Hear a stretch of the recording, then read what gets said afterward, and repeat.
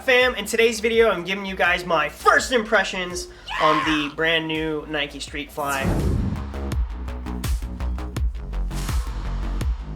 Brand new in the sense that I just got them. They've been out for a little bit, but I wore this for a light tempo run. I'm gonna go over what I felt, what I think of the shoe, let you guys know how it feels at home as a first impression run. Now the workout was very light. It was only like a 5-minute tempo, then a 3-minute tempo, 5-minute tempo, and a 3-minute tempo, and some strides in the beginning. So I haven't had a chance to test this on like doing, you know, all out 400s or anything like that, or 200s. But I'm gonna say from a tempo standpoint, for me being a primary 10K and up specialist, and you know this shoe is meant for 10K and 5K, I'm gonna let you guys know what I think and how it compares to the Vaporfly and the Alphafly. Alright, so this is the Nike ZoomX Streakfly. A size 9, weighs 6 ounces. It is $160 USD.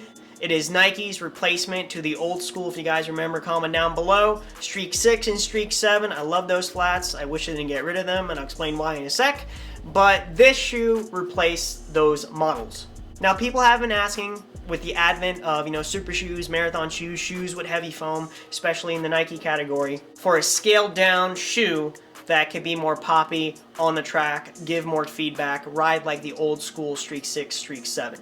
This shoe does do its job to an extent. To me, and disclaimer, Nike did not send me this shoe. I bought this shoe myself, and I'm making this review on my own accord. But to me, this shoe does not feel as stiff as the old school Streak 6 and Streak 7. It does have more foam, and I do believe that it does feel more poppy at a certain transition when you're running. Running in this shoe to me feels, and fam, comment down below if you agree, there's a soft landing with the shoe, probably due to the ZoomX, and there's a quick pop. So it's kind of like a mush and then a pop. It is extremely light, and you really don't feel anything on your feet. Definitely lighter than the Vaporfly, definitely lighter than the Alphafly. That would be a cool thing to check too, longer events, comparable to the Alphafly and the Streakfly, for your preference of shoe, whether if you wear the Alphafly, and again, comment down below if you agree that in the later stages of a long race, for some reason to me, the Alphafly does feel heavier than say for the Vaporfly, and this may be a similar aspect to the Vaporfly and how it stays kind of light throughout the entire race. Mush landing with a quick pop off, probably thanks to the P-back shank that's within the shoe. You can't see it. If you guys remember the old school Streak 6 and Streak 7, they cut a hole. I don't know if they did that for weight, but you could literally see, I believe it was a TPU shank, plastic, a type of plastic polymer that gave the shoe, the original Streak 6 and 7, their initial pop. And for the most time, the Streak 6 and Streak 7, believe it or not, used to be Nike's most economical shoe, their marathon shoe. If you fam remember when Kipchoge had the insoles pop out the back of his heels, that was the Streak 6s. Now, the grip is great. They fixed probably any issue of any of the iterations of the ZoomX shoes that Nike makes when it comes to grip. Check it out. There's all these ridges for surface area to really grip the ground. They even took a step further, from my observation, of the back of the shoe. If you guys remember, the first iteration of the Alphafly had no rubber on the back. It was straight ZoomX. The second iteration of the Alphafly actually had rubber on the top of the ZoomX on the outsole, and not on the insole. But this shoe, I guess they finally decided to do it this way, is it actually seems to have rubber on both top sides of the back sides of the ZoomX. Plus for the grip.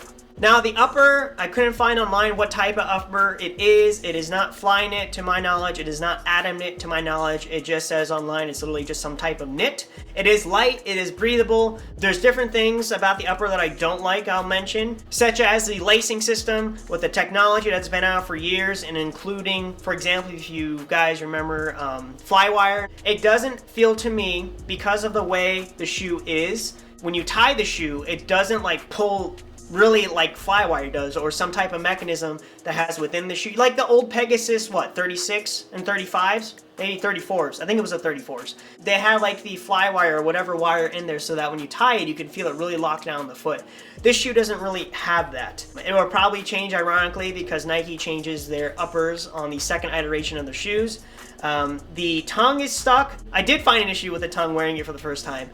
Comment down below if you also experienced this, but it does crinkle center. So in other words, it folds on itself when after you tie the shoe a little bit this way, like it pinched this way. It's kind of hard to show. And the shoelacing system, I don't understand why they didn't change the shoelacing system this way, but both the new, Vaporfly X% 2 and the Alphafly have the ridge lace system, so it doesn't untie itself.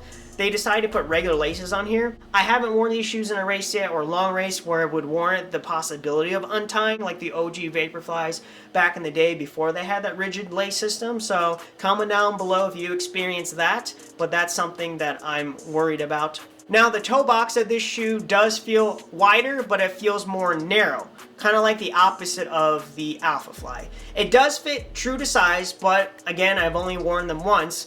I did feel my toe hit the top of the shoe pretty much right away. Hopefully the mesh or the knit will loosen up and I won't feel it anymore. But when it comes to like first impression of the Alphafly versus first impression of the Streakfly, I definitely felt my toe at the top of the shoe versus the Alphafly.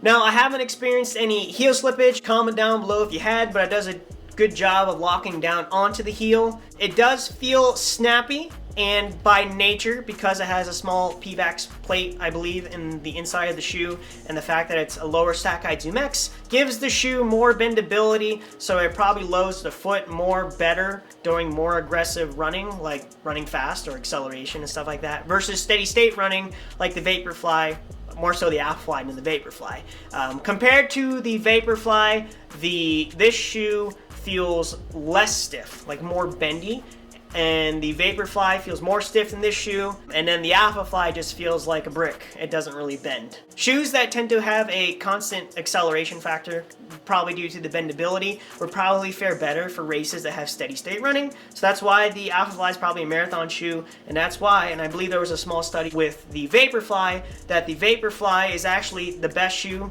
for anything from like 3K and up. And anything 3K and down, you're probably better at using a spike or something else. Now with the advent of, the World Athletic Association and different high school associations banning, super shoes and stuff on the track, then this, if they allow it, may be your best option if you are, say, in high school or if they allow it. But if you're on the track, you're probably better off wearing spikes anyway. Off of a first impression, I would probably wear this shoe anything that's less than 3K, which I need to do more of. I will do a review at 50 miles, and I'll talk about more as I do more workouts in them. Guys, comment down below what you think of the shoe, your first impressions, how many miles have you gotten on it, and if you guys like this video, watch this series next, if you haven't seen already, my Nike Alphafly versus Vaporfly, and you guys know I will do comparisons to the Vaporfly and Alphafly when it comes to the Streakfly. Alright, so like, share, comment, subscribe, hit the notification bell for when I post my next video. Love you guys, catch you guys next time, peace.